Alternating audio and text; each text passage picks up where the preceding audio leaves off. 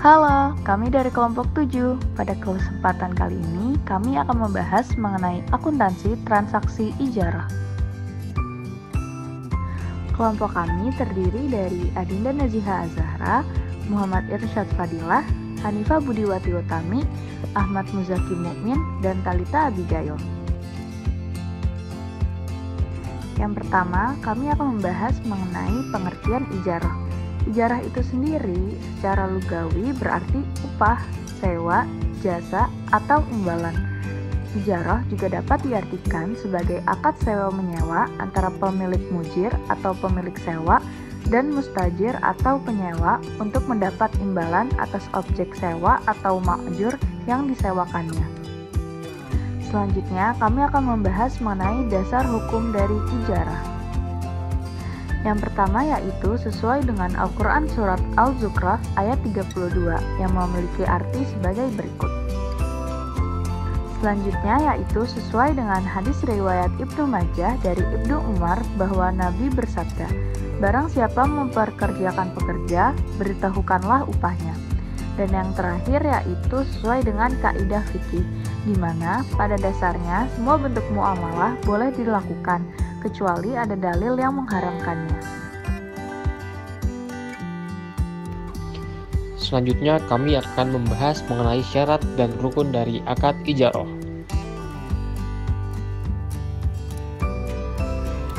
Syarat dari akad ijarah antara lain adalah kedua orang yang berakad itu telah balik dan berakal. Dengan terjaminnya balik dan berakal, putusan dari akad ijarah dapat terlaksana dengan lancar dan dengan baik, karena keputusan dapat diambil dengan jernih. Yang kedua adalah pihak yang melakukan akad menyatakan suatu kerelaannya untuk melakukan akad ijarah tersebut. Dengan kata lain, tidak ada paksaan dalam melakukan akad ijarah. Selanjutnya adalah manfaat yang menjadi objek ijarah itu harus diketahui secara terang dan secara jelas, sehingga tidak ada keraguan di dalamnya, dan kita dapat memahami kadar kehalalan dan kadar dari kejelasan dari objek ijarah tersebut. Lalu, objek ijarah itu dapat diserahkan dan digunakan secara langsung. Yang terakhir adalah objek ijarah harus sesuatu yang dihalalkan atau dalam kata lain diperbolehkan oleh syara' dan tentu tidak bertentangan dengan syariat Islam.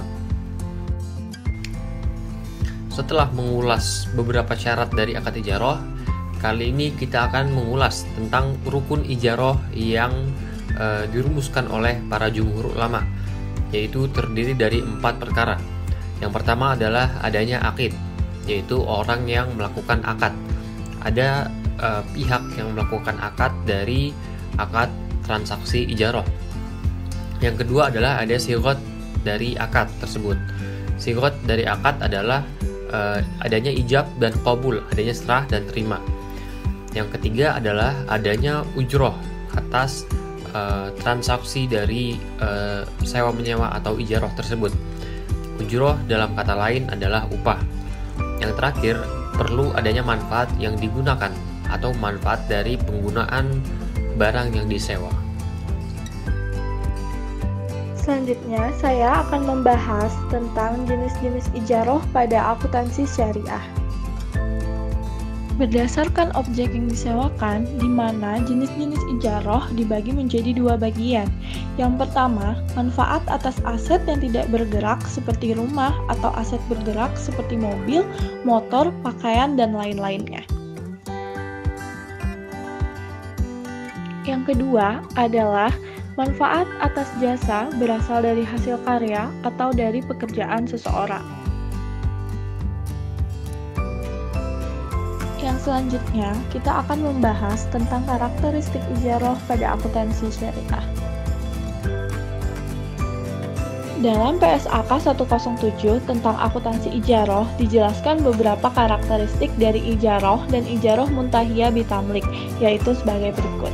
Yang pertama, ijarah merupakan sewa-menyewa objek ijarah tanpa perpindahan risiko dan manfaat dari kepemilikan aset terkait. dan tanpa wa'ad untuk memindahkan kepemilikan dari pemilik atau mujir kepada penyewa atau mustajir pada saat tertentu. Kedua, pemilik dapat meminta penyewa untuk menyerahkan jaminan atas ijaroh untuk menghindari resiko dari kerugian. Yang ketiga, jumlah, ukuran, dan jenis objek ijaroh harus jelas dan diketahui dan tercantum dalam akad. Keempat, perpindahan kepemilikan suatu aset yang diijarohkan dari pemilik kepada penyewa dalam ijaroh muntahiyah bitamlik dilakukan jika seluruh pembayaran sewa atas objek ijaroh yang dialihkan telah diselesaikan dan objek ijaroh telah diserahkan kepada penyewa dengan membuat akad terpisah. Akad terpisah yang dimaksud adalah secara A. Hibah, B. Penjualan sebelum akad berakhir sebesar sebanding dengan sisa cicilan sewa atau harga yang telah disepakati. C. Penjualan pada akhir masa ijaroh dengan pembayaran tertentu sebagai referensi yang disepakati dalam akad. Atau yang D. Penjualan secara bertahap sebesar harga tertentu yang disepakati dalam akad. Selanjutnya, kami akan membahas mengenai akun transaksi ijaroh. Akun transaksi ijaroh. Yang pertama, biaya perolehan aset ijaroh. Objek ijaroh diakui pada saat objek ijaroh diperoleh sebesar biaya perolehan. Perlakuan akuntansi biaya perolehan objek ijaroh dalam bentuk aset tetap sama dengan perlakuan akuntansi aset tetap, di mana biaya perolehan aset meliputi 1. Harga beli, termasuk biaya hukum dan broker, biaya impor, dan pajak pembelian yang tidak boleh dikreditkan, setelah dikurangi diskon pembelian dan potongan lainnya. Yang kedua, biaya-biaya yang dapat diatribusikan langsung untuk membawa aset ke lokasi dan kondisi yang diinginkan agar aset siap digunakan sesuai dengan maksud manajemen. Dan yang ketiga, estimasi awal biaya pembongkaran aset, biaya pemindahan aset, dan biaya restorasi lokasi. Objek sewa yang diperoleh bank disajikan sebagai aset ijaroh. Contoh kasus pengakuan pada akun perolehan aset ijaroh. Tanggal 2 September 2016 disepakati transaksi ijaroh antara Bank Berkah Sejahtera dengan Tuan Zaki atas manfaat aset berupa ruko. Atas kesepakatan tersebut, bank membeli sebuah ruko yang diinginkan oleh nasabah dengan biaya perolehan sebesar 250 juta. Jurnal saat pengakuan aset ijarohnya yaitu pada tanggal 2 September 2016, aset ijaroh bertambah pada kas sebesar 250 juta rupiah.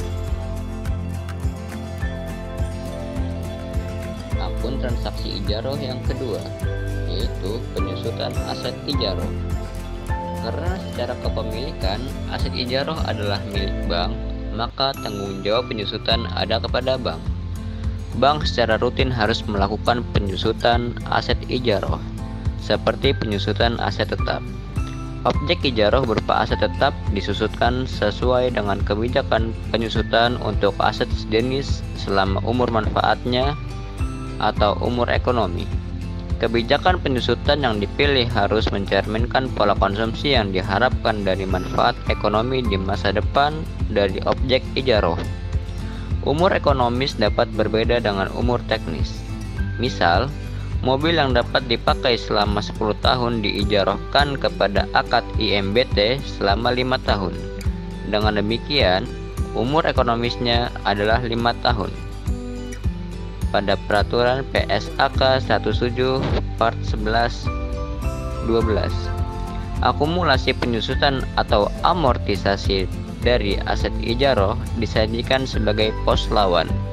Aset ijaroh beban penyusutan atau amortisasi aset ijaroh disajikan sebagai pengurangan pendapatan ijaroh pada laporan laba rugi.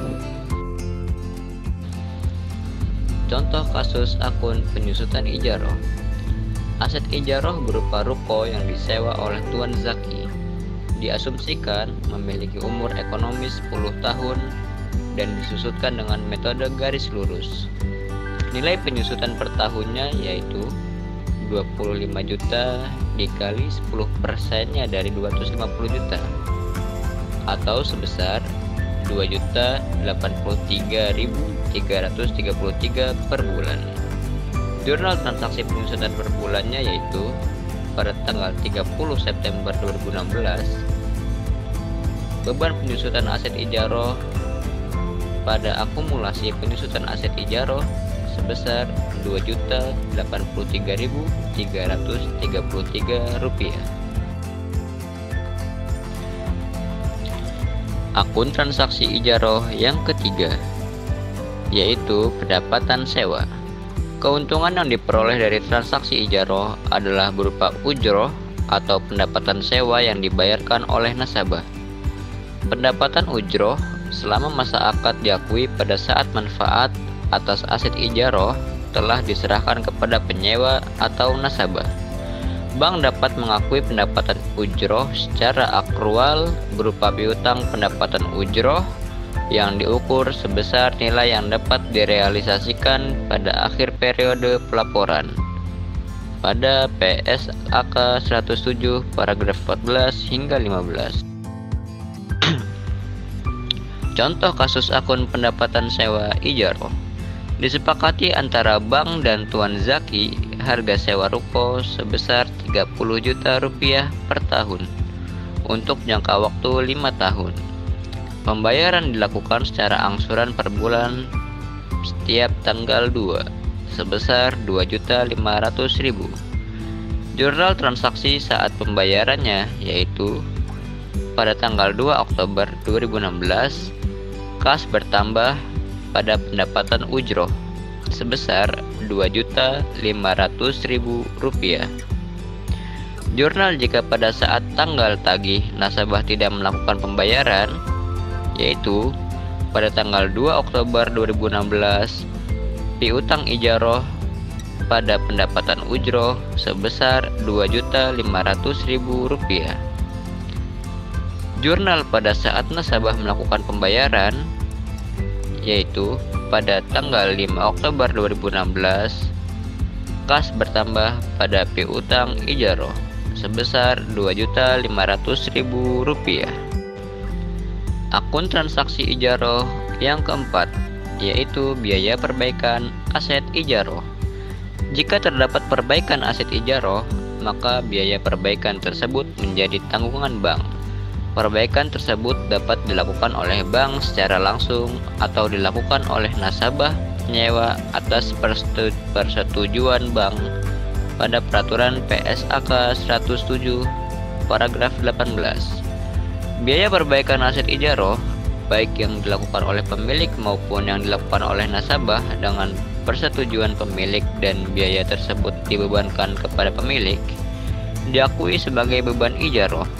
Sedang biaya perbaikan aset ijaroh muntahiyah bin tamlik melalui penjualan secara bertahap sebanding dengan bagian kepemilikan masing-masing pada peraturan PSAK 17 paragraf 16 hingga 17. Biaya perbaikan aset ijaroh disajikan sebagai biaya operasional pada laporan laba rugi.